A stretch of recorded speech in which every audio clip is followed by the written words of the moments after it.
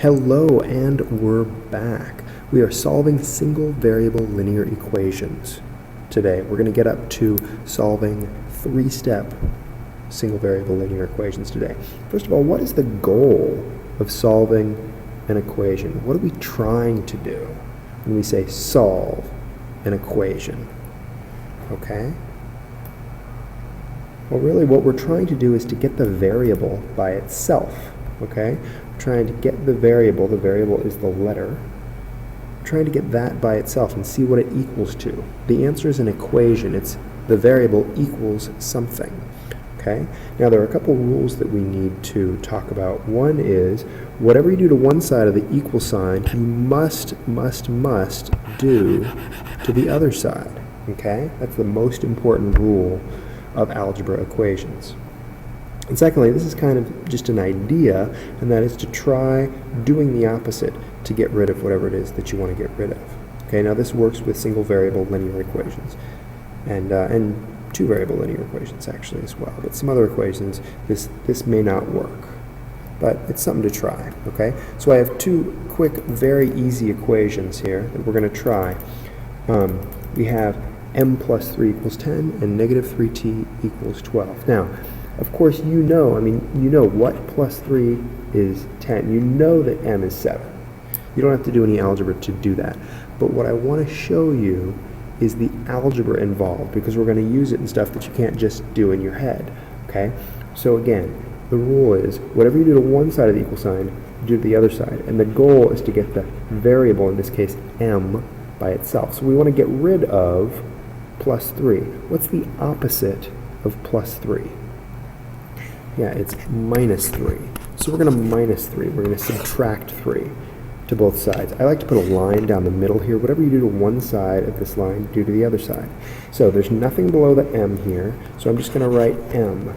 The 3 minus 3 is 0, so it cancels out, so we don't have to write it. The equal sign is in the same spot always, and 10 minus 3, of course, is 7. So notice that the answer is an equation. Okay, m equals 7. All right, over here, when you have a number and a variable next to each other, excuse me, when you have a number and a variable next to each other, it means multiply. Okay, there's not a plus, minus, times, or divide. It means multiply. So we have negative 3 times t equals 12. So what's the opposite of times negative 3? The opposite of times negative 3 is divide by negative 3. Okay? So, and the reason why it's negative 3 is because we want to get the variable by itself. We want to get t by itself. Okay? Whatever we do to one side, we do to the other. Because negative 3 over negative 3 is positive 1. And 1 times t is t. 12 over negative 3 is negative 4. So that's what t equals, negative 4. Now to check your work, you can always plug it back in and see if it makes the equation true. If m equals 7, that means 7 plus 3 is 10. Is that true? Yes, it is. You could plug this back in, plug it in for t. So it would be negative 3 times negative 4. Does that equal 12? Negative 3 times negative 4? It does equal 12, so that's good. All right? Now, obviously, again, you knew the answer. You knew that m was 7 here. You probably could do this in your head as well. T is negative 4, no big deal. But this next one is something that a lot of students might have trouble doing in your head if you don't know the algebra steps.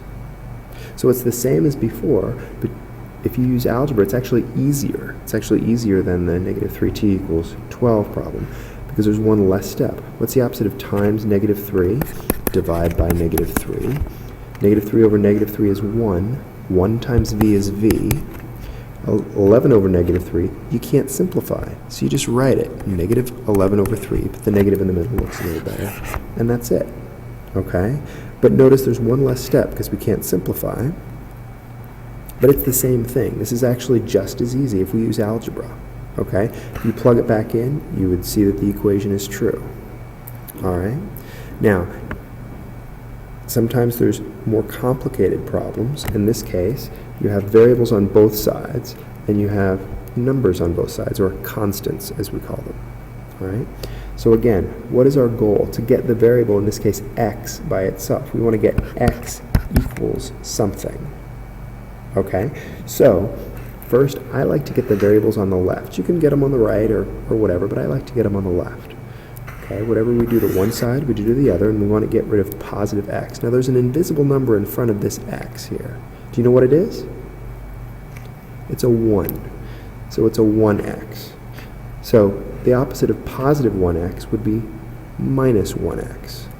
So we subtract 1x, or just x, from both sides. And we put a big line. Now again, whatever we do to one side of the equal sign, we do to the other.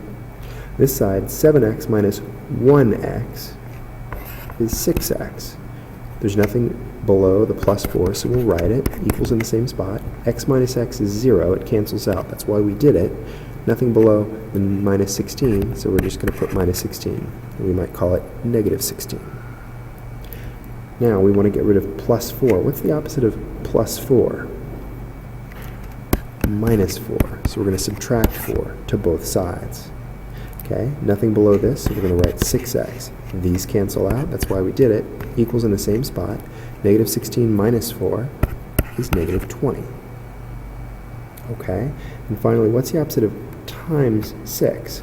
Times 6. The opposite of times 6 is divide by. Oops, not 3. Oh boy. I gotta figure out how to do my eraser. Okay, not 3. The opposite of times 6 is divide by 6. Okay, 6 over 6 is 1. 1 times x is x. Negative 20 over 6 we can simplify, right? That's the same thing as negative 10 times 2 over 3 times 2. 2 over 2 is 1, so that's just negative 10 over 3. Okay, and that's our answer. Make sense? So I want you to try one here, similar to this. Go ahead and try this 3-step equation. Okay, so pause the video, give it a shot on your own. When you push play, you'll see the answer written out. Okay? Pause now. Okay, so here's the worked out answer and the answer down here. So I hope you learned how to solve simple, linear, single variable algebraic equations today. And we'll see you next time. Toodles.